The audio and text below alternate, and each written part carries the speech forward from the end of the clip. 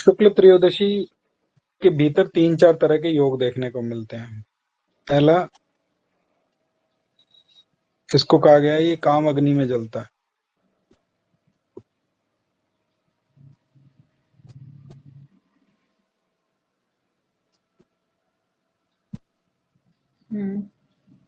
मतलब इच्छाओं का दमन होता है, इसका अर्थ। इच्छाओं का दमन मतलब?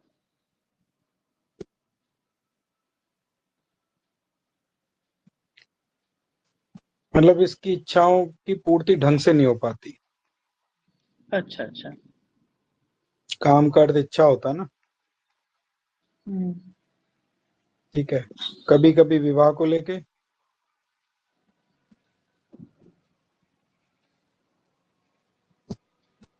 और कभी कभी सब कुछ होते हुए भी जीवन संतुलित बिताने की आदत होती है इनका।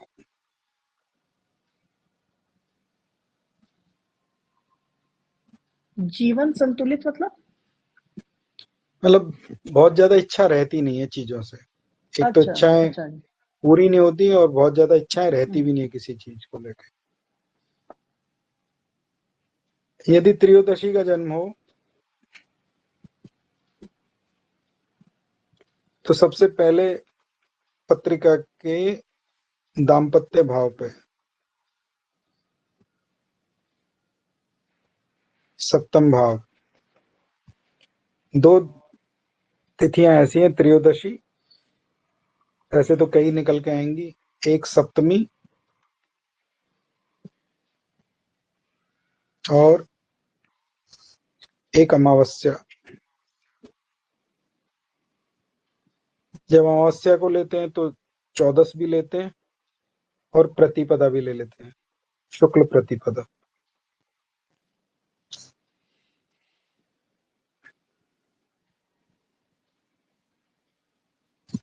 तो हमारे पास कौन कौन सी आई? शुक्ल प्रतिपदा, कृष्ण चौदस, अमावस, सप्तमी, त्रयोदशी।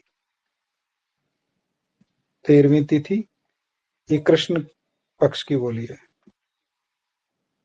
ठीक है। सप्तमी ये दोनों पक्षों की बोली है।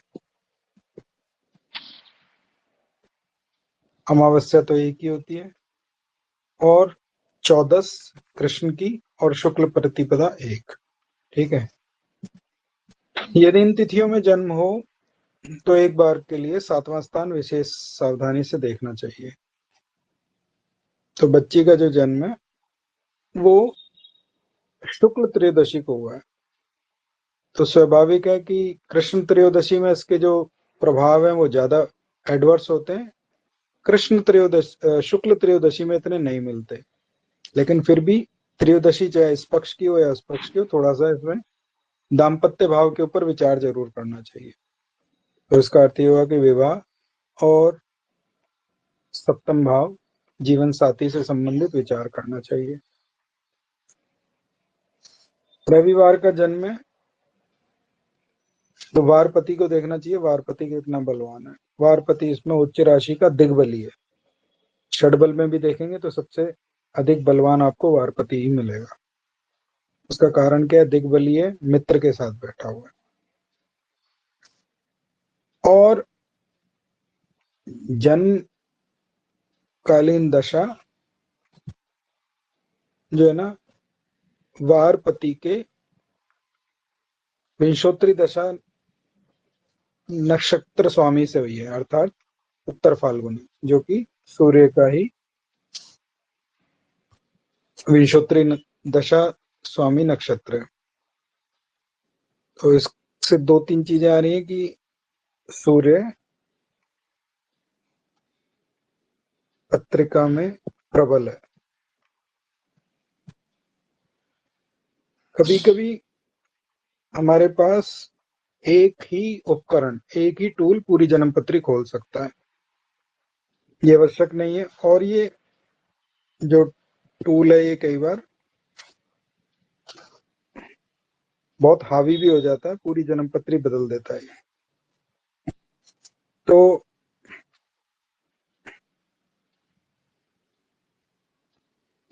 सूर्य यदि पत्रिका के अंदर बलवान है, दिग्बली है, डायरेक्शनल स्ट्रेंथ है उसके पास, तो इसका अर्थ ये हुआ सूर्य से संबंधित घटनाएं जीवन में खूब देखने को मिलेंगी। अब सूर्य से संबंधित घटनाएं जीवन में क्या देखने को मिलेंगी? विदेश का या बाहर की भूमि का कारक है। विदेश, देश,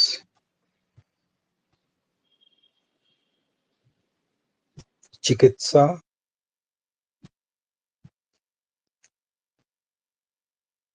राज्य कृपा,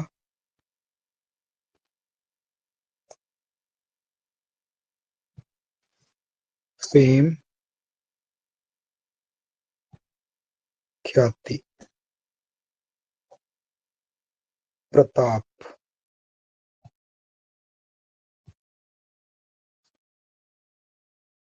वन, पर्वत,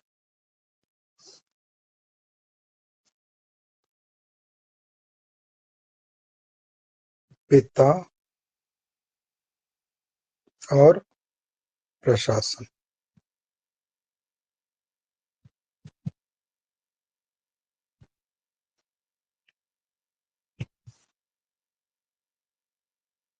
विदेश, प्रदेश, चिकित्सा से जोड़ना, राज्य कृपा, ख्याति अर्थात प्रताप, दूर दूर तक नाम फैलना, वन और पर्वत, पिता और प्रशासन।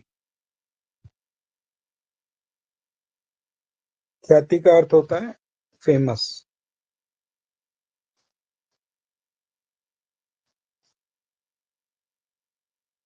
प्रसिद्ध।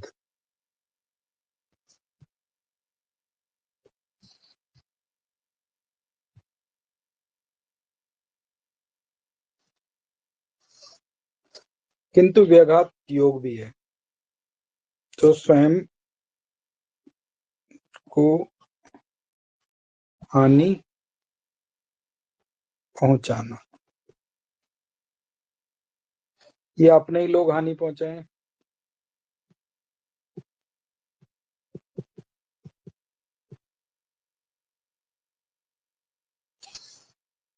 ये व्याघात से देखा जाता है। तो जब व्याघात नामक योग देखना हो तो फिर जन्म पत्रिका के लग्न, लग्नेश, मंगल, तीसरा स्थान,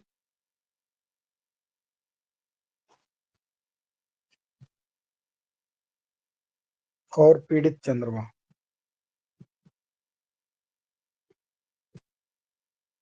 इन पे विचार करना चाहिए। तो यदि लग्न पे देखें तो कोई पाप प्रभाव नहीं है, लेकिन लग्नेश पीड़ित है।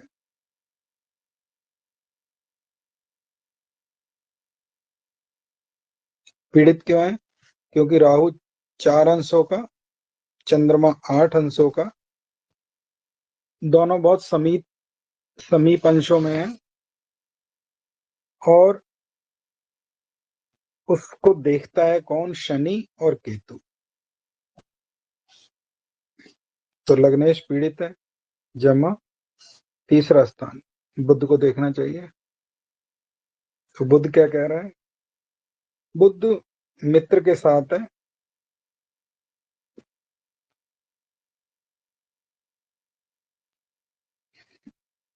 और केंद्र में है।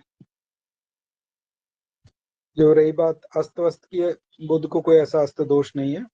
बुध को अस्त देखना हो तो नवांश में सूर्य से बुध की दूरी देखनी चाहिए। तो दोनों में 1 2 3 4 4 भाव का अंतर है, तो इसलिए किसी भी प्रकार का कोई अस्त दोष नहीं है इसमें, बिल्कुल निश्चिंत हो जाइए। तो इसका अर्थ हुआ तीसरे स्थान का स्वामी ठीक है। उसके बाद आता है पीड़ित चंद्रमा। तो चंद्रमा पीड़ित है क्योंकि वो स्वयं लग्नेश है। तो ऐसा तो प्रतीत होता है कहीं कहीं ये बच्चा स्वयं को अपने निर्णय के कारण से, अपने निर्णय ना लेने के कारण से और कभी कभी अपना निर्णय एडवर्स लेने के कारण से अपने लाइफ के भीतर थोड़ा लेट डिसीजंस की शुरुआत कर सकता है। एक और भी योग देखा जाता है, अभी ये भी बच्ची है तो हमारे लिए तो बिटिया जैसी है। चंद्र शनि ओ राहु 3, 6, 10, 11 और 12 में। वैसे 3, 6, 10, 11 हैं, लेकिन इसमें कई जगह 12 भी देखने को मिला है। ये लत देते हैं, एडिक्शन।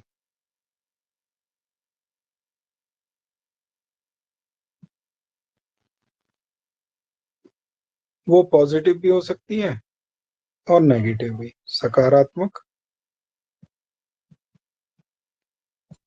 नकारात्मक। अब वो कब होगी? जब लग्न लग्नेश, तीसरा स्थान मंगल बली होंगे तो सकारात्मक पॉजिटिव लत रहेगी। और यदि लग्न लग्नेश, तीसरा स्थान मंगल निर्बली होंगे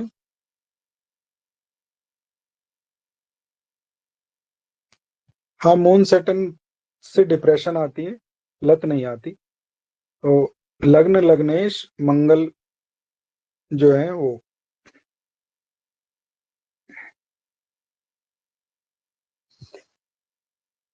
तो पत्रिका के भीतर आप ये देखिए कि तीसरा स्थान भी पीड़ित है। राहु चंद्र के इकट्ठे होने से तृतीय पीड़ित नहीं है और चंद्रमा भी पीड़ित है, और मंगल के ऊपर किसी भी प्रकार का कोई एडवर्स एस्पेक्ट नहीं है। नवांश में भी मंगल ठीक है, लेकिन मंगल जिस अंश पे है उसी अंश पे पत्रिका के भीतर गुलिक भी है। ठीक है, तो साहस कब दुस्साहस बन जाता है?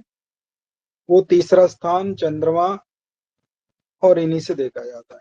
और बढ़ता हुआ चंद्रमा पूरे बल में, पक्ष बल में चंद्रमा अच्छा हो या पक्ष बल में चंद्रमा निर्बल हो, तो ये हमेशा ध्यान देना चाहिए। आप भी, सभी लोग ज्योतिष के परामर्श क्षेत्र में भी रहेंगे, तो किसी को यदि प्रिडिक्शंस भी देनी हो, किसी को यदि सलाह भी देनी हो, परामर्श भी देना हो, तो ये स्वभाव के ऊपर भी निर्भर करता है कि आप उसको परामर्श देते हुए ये जरूर देखिए कि कहीं ऐसा तो नहीं है क्षीण मन का, कमजोर मन का है व्यक्ति, और आप उसको कोई भविष्य कथन के लिए परामर्श देते हैं और वो उसी चीज को लेके मन में बैठ जाए।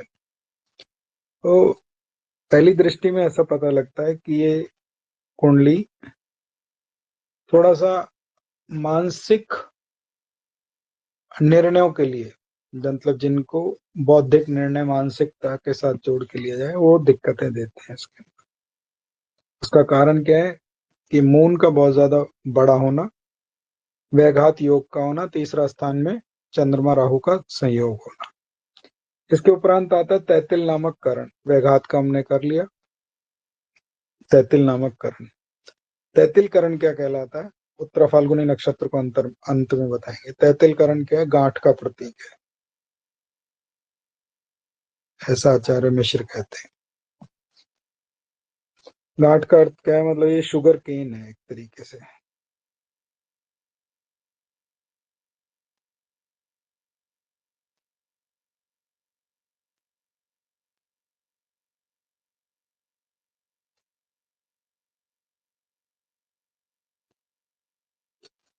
तो वो कहते हैं कि इसमें कई बार ये भी देखने को मिला है कि इनके परिवार में या स्वयं को कोई गांठ जैसी शिकायत होती है, या जीवन में गांठें बहुत लगी होती है। मतलब एक सुलझाएंगे तो अगला टास्क पहले से ही मजबूत मिलेगा। बहुत सारे लोगों से आपने सुना होगा कि मिट्टी में हाथ डालता है सोना बन जाता है, तो उनके जीवन में गांठें नहीं होंगी। इस बच्ची के हॉरोस्कोप में तो गांठें दिखाई देती हैं।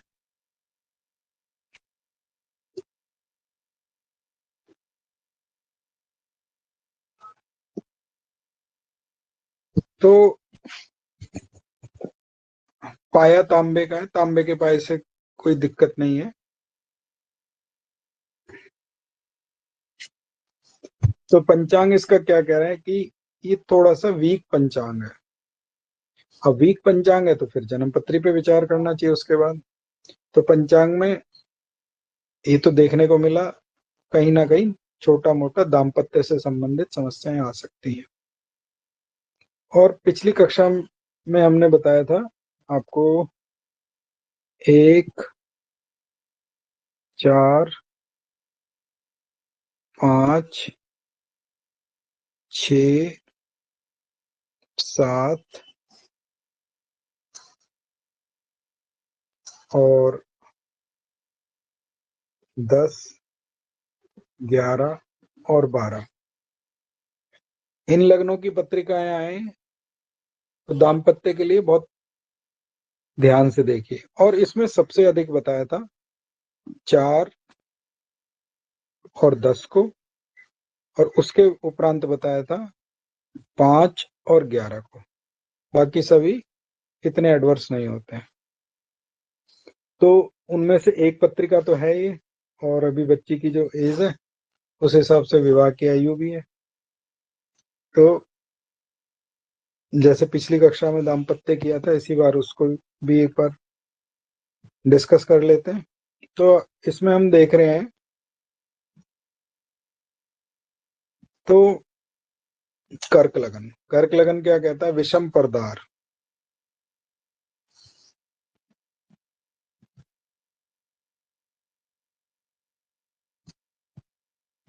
हो सकता है मेरी मात्राएं वगैरह गलत हो, शब्द गलत हो, किंतु इसका अर्थ क्या है कि भिन्न स्वभाव का साझीदार, जीवन साथी भी होता है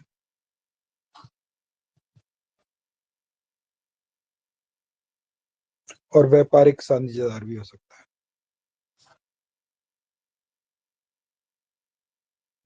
दूसरा शब्द आता है बहुग्रह निवासी।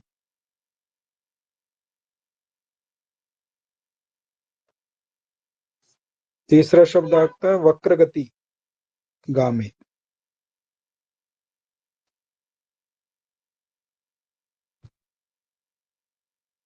चौथा शब्द आता है ज्योतिष ज्ञाता।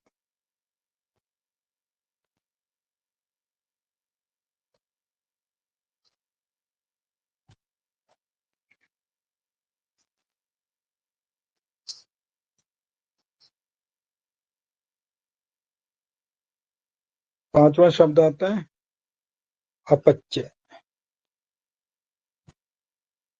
बात ना पचाने वाला। क्या कहते हैं? अपच्य। बात ना पचाने वाला।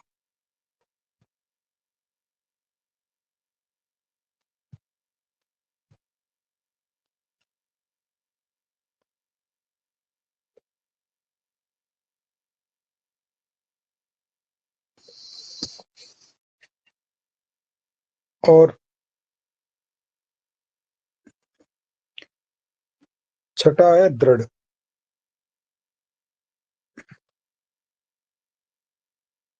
रिजिड भी बोलते हैं,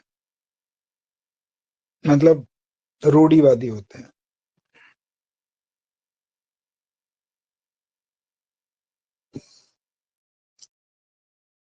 कट्टर। अब एक एक को लें तो विषम पदार्थ का अर्थ है जो जीवन साथी मिलेगा डिफरेंट नेचर का, डिफरेंट स्वभाव का, वो रहता है इनके साथ में, साझीदार या बिजनेस पार्टनर भिन्न स्थान का। उसके बाद आता है बहुग्रह निवासी, अर्थात इसके जीवन में कई घर बदलते हैं, एक स्थान से दूसरे स्थान में जाता है और ये भी देखा है कि प्रॉपर्टियां भी कई होती हैं इनके पास। वक्र गति गामी, आप समझ रहे हैं कि ऐसे चल रहा है, ये चल रहा दूसरे तरीके से होता है। इसका अर्थ है इतना सहज ना समझे। क्रोधी भी देखे गए हैं, मिथुन, और ऐसा मैंने देखा है मिथुन के और कर्क के अकड़ू भी बहुत होते हैं। वैसे सेजिटेरियस में भी ये गुण बहुत आता है, लेकिन मिथुन, कर्क और धनु, ये देखें अकड़ में भी रहते हैं। ये अपच्य, बात नहीं पच पाती इनके, और कभी कभी पाचन क्रिया के भी कमजोर होते हैं। बात भी नहीं पच पाती और कभी कभी पाचन क्रिया के भी कमजोर होते हैं। और दृढ़, दृढ़ में मैंने बताया रूढ़िवादी, कट्टरवादी। जैसे परिवार में जैसा किया हम भी बिल्कुल वैसे ही, वो अपनी जड़ों को नहीं छोड़ते। मतलब वो कहते हैं, एक सिनेमा में देख रहे थे कि राजा का बेटा राजा बनेगा, दास का बेटा दास बनेगा। तो एक मन में ऐसी भावना है कि जैसा हमारे परिवार में चलता रहे वैसे ही करेंगे। क्यों? क्या है? कर्क है, ये कैंसर है। ठीक है।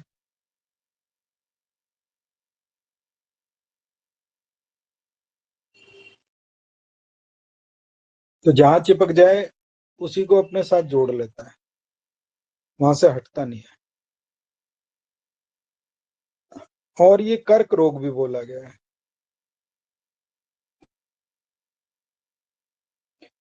अब कर्क रोग का अर्थ तो कैंसर ही होता है। तो कैंसर क्या है? जो चिपक भी जाए, तो हमने इसमें बोला कि अपनी रूढ़ियों से चिपके हुए होते हैं, और साथ ही साथ वृद्धि भी पाता है। क्यों? वृद्धि का कारक कौन है? बृहस्पति। बृहस्पति और किस किस का कारक है? उत्पादन, भंडारण,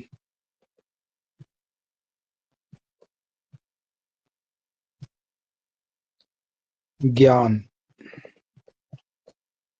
तीन प्रकार के ज्ञान है, बुध का, बृहस्पति का, शुक्र का। वैसे तो ज्ञान सभी में ही है, शनि में भी होता है अध्यात्म का। बुध का क्या है? त्वरित,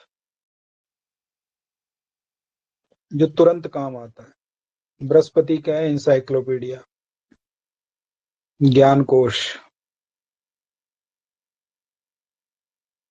और शुक्र का है? व्यवहारिक, जो प्रोडक्शन के काम आता है, मतलब अर्थ उपार्जन। बुध का और शुक्र का जो ज्ञान है वो दोनों ही लगभग एक जैसे ही हैं, दोनों ही अर्थ उपार्जन के लिए होते हैं। लेकिन बृहस्पति का ज्ञान आपको ज्ञानी बना देता है। और जो ज्यादा लोग ज्ञानी हो जाते हैं ना, उन्हीं के साथ जीवन में बड़ी वो देखी गई है। वो क्या, पढ़ इतना लेते हैं, वो झुकते नहीं। तो कर्क रोग भी कैंसर, कहाँ से बात आरंभ हुई, कहाँ पहुंच गई? कर्क रोग कैंसर। और कैंसर क्यों? क्योंकि इसी में बृहस्पति उच्च का होता है, और बृहस्पति वृद्धि का कारक है। देखो कहाँ से बृहस्पति से शुरू हुए और बुध शुक्र तक पहुंच गए। तो बृहस्पति वृद्धि कारक है, और ये उच्च का होता है कर्क में। इसीलिए कर्क राशि वालों को स्पेशली, विशेषतः इस बात का ध्यान रखना चाहिए कि शरीर में किसी भी प्रकार की कोई नकारात्मक वृद्धि तो नहीं हो रही। एक बात, इसी से एक बात और डेवलप होती है। जिस स्थान पर जन्मांग में कर्क पड़ता है,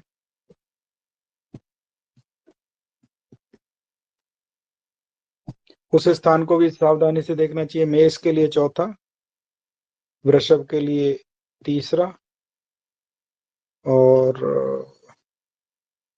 मिथुन के लिए दूसरा, कर्क के लिए तो स्वयं कर्क में ही हो जाता है लग्न, सिंह के लिए आपका 12वां। इसी प्रकार से निकालते चले जाइए जहां जहां पे कर्क पड़ रहा है। यदि वो पाप प्रभाव से युक्त है वो स्थान।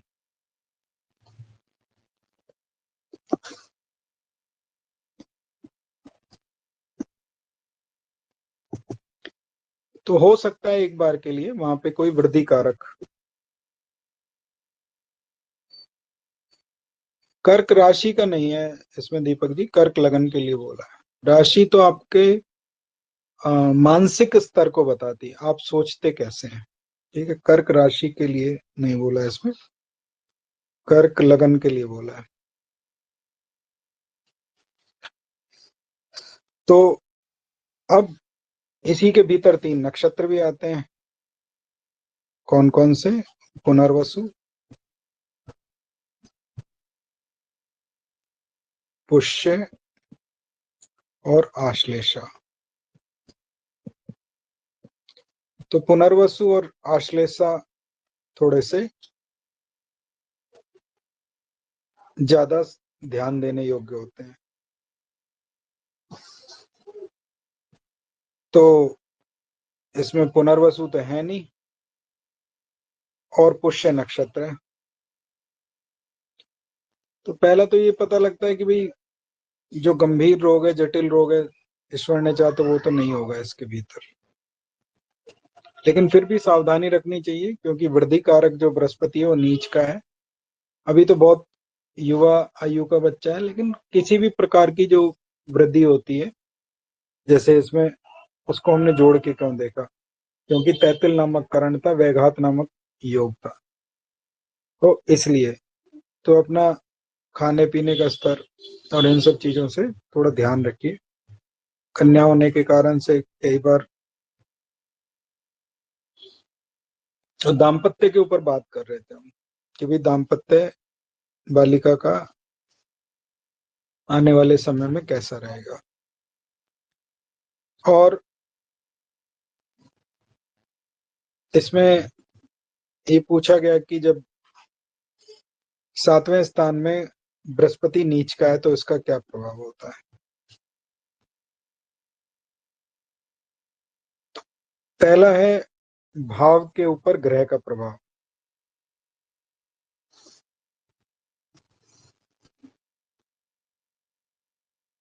एक। दूसरा है भावेश कहाँ का है, जो उसमें बैठा हुआ है। और तीसरा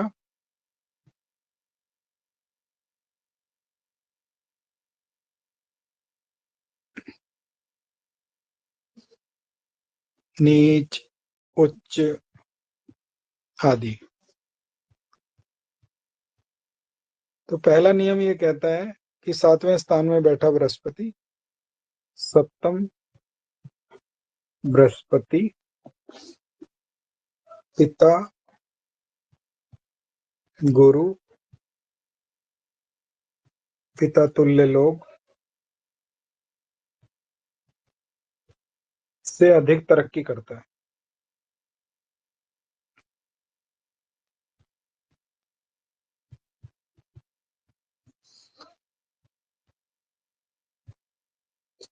तो बालिका अपने जीवन में अपने पिता से, अपने गुरु से, अपने मेंटर से अधिक प्रगति करेगी। ये सप्तम बृहस्पति का एक फल है। इसके बाद आया छठे स्थान का स्वामी 7वें में। छठे स्थान का स्वामी 7वें में होने से छठे का स्वामी 7वें में, ये स्वास्थ्य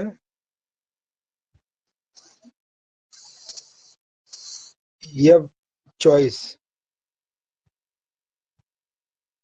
विशेष इच्छा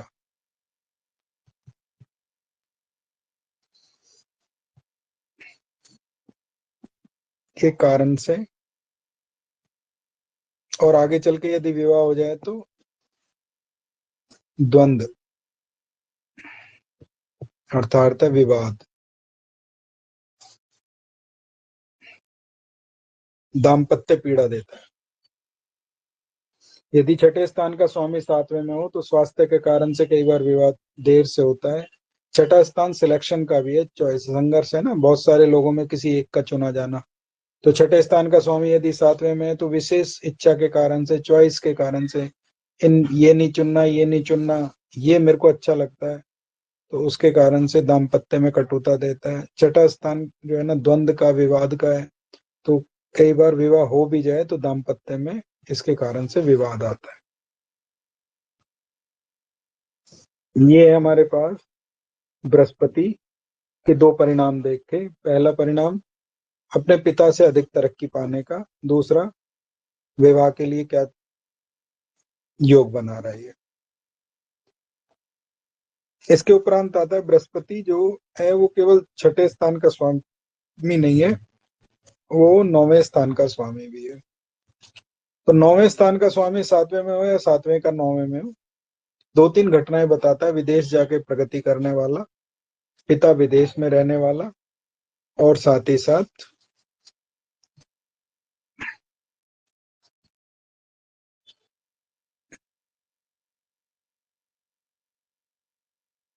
की प्रगति विदेश में जाने के बाद होने का योग बनाता है। तो और इसको देखें तो बृहस्पति शनि की राशि में और शनि बृहस्पति की राशि में, ये बृहस्पति का नीच भंग कर रहा है, और इससे अच्छा नीच भंग हो भी नहीं सकता। उसका कारण क्या है कि दोनों आपस में 3-11 के संबंध में है, इसलिए बृहस्पति के नीचत्व का कोई भी विशेष परिणाम इस पत्रिका में देखने को नहीं प्राप्त होगा। अब आ जाइए कारक पे, और इसके उपरांत आ जाइए विवाह के भीतर भूमिका निभाने वाले लोगों में कौन विवाह के अंदर भूमिका निभाएगा, और विवाह मूलतः होगा कब, यदि विवाह से संबंधित ही इसके बारे में बात कर रहे हैं। तो पिछली दाम्पत्य के बारे में जो हमने लेक्चर लिए थे उसमें कहा था बृहस्पति यदि सप्तम भाव के समीप हो तो विवाह शीघ्र हो जाता है, लेकिन अभी अब हम देख रहे हैं तो इनका 57 का जन्म है, तो 57 से हो गया हमारे पास इसमें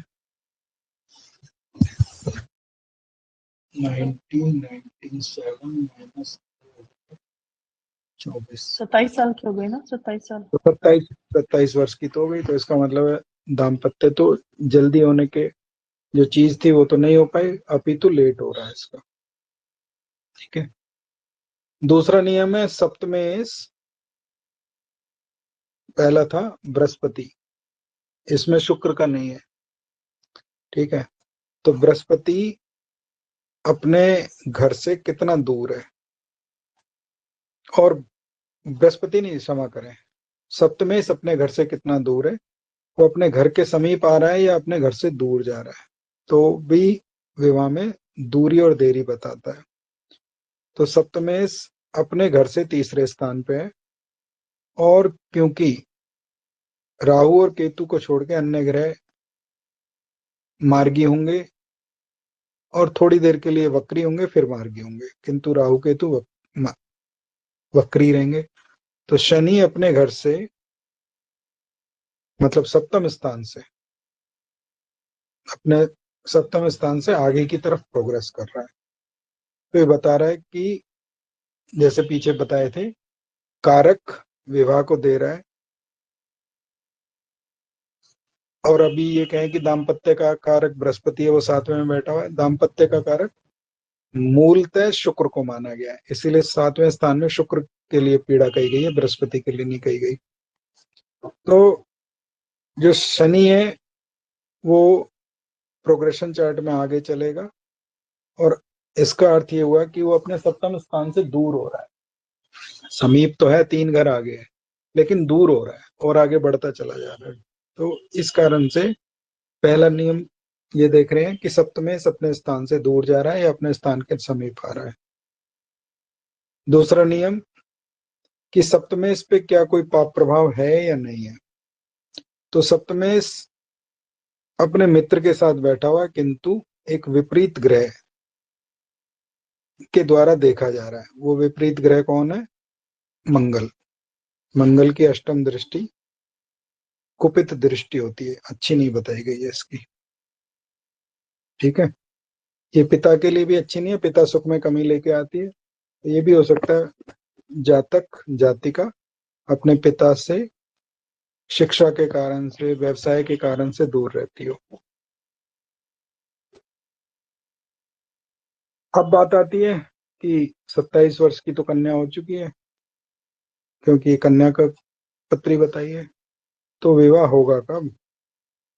तो वर्तमान में बुध की दशा चल रही है, बुध की दशा 12वें स्थान से चल रही है, तो बुध की दशा में तो मूलतः विवाह के कोई नियम नहीं बन रहे। अच्छा हाँ, विवाह में भूमिका कौन निभाएगा?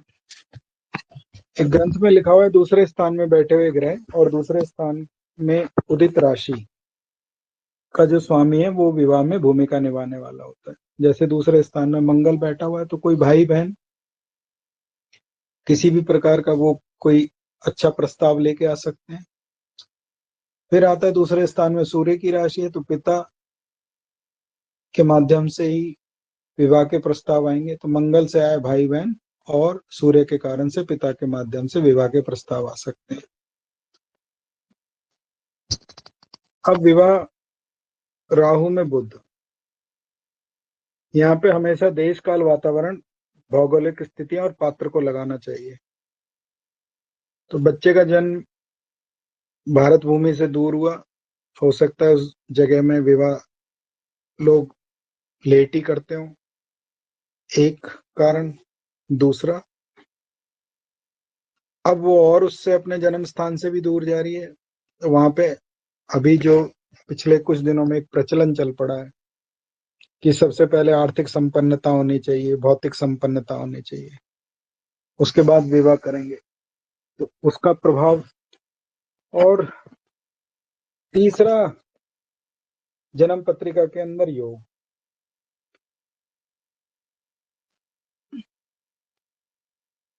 तो आचार्य ये कहते हैं कि कन्या की पत्रिका में दूसरा, चौथा, पांचवा, सातवां, आठवां, नौवां, 11वां, अब इसमें तो कई स्थान आ गए। दूसरा, चौथा, पांचवा, सातवां, आठवां, नौवां, 11वां, 1 2 3 4 5 6 7, मतलब 12 भावों में से 5 छोड़ दिए और 7 स्थानों से संबंधित दशाओं में विवाह उन्होंने कह दिया। लेकिन उसके सिद्धांत भी उन्होंने कहे।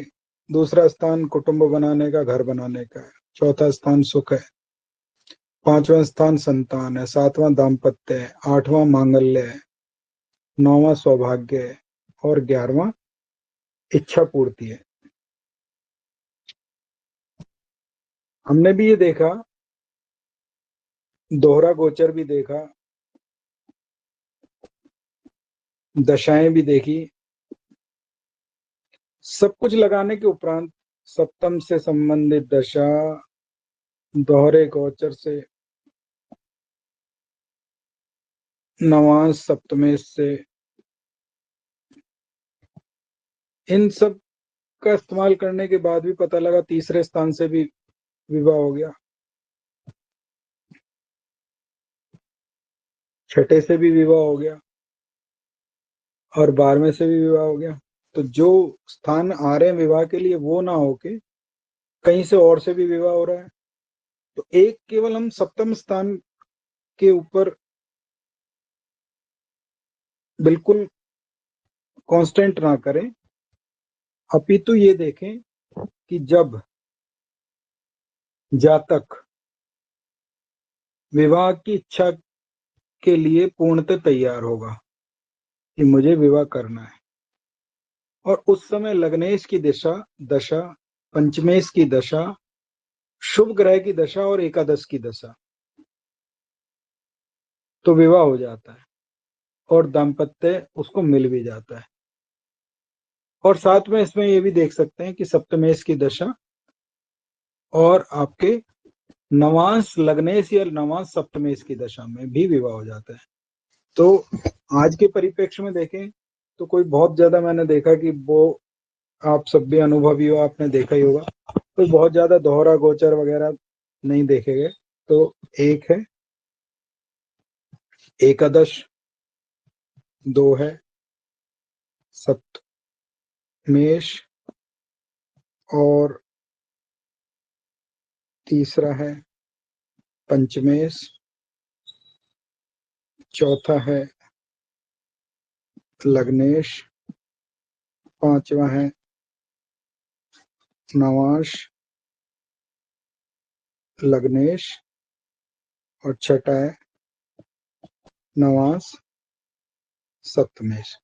आगे लगाएंगे तो दारा कारक वगैरह भी ले सकते हैं या कारक, लेकिन इनसे कहना चाहिए। ठीक है, तो 11वें स्थान से संबंधित इच्छा पूर्ति, सप्तमें दाम्पत्य, पंचमें संतान, लग्नेश सभी प्रकार का बल, नवांश लग्नेश क्योंकि उसी के लिए कुंडली देख रहे हैं, और नवांश सप्तमेश उसकी उसकी प्रतिछाया है। तो जब बच्चे का इच्छा पूर्ति या इच्छा हो जाए तो उसमें, तो वर्तमान में, और हाँ बहुत अच्छा याद आया,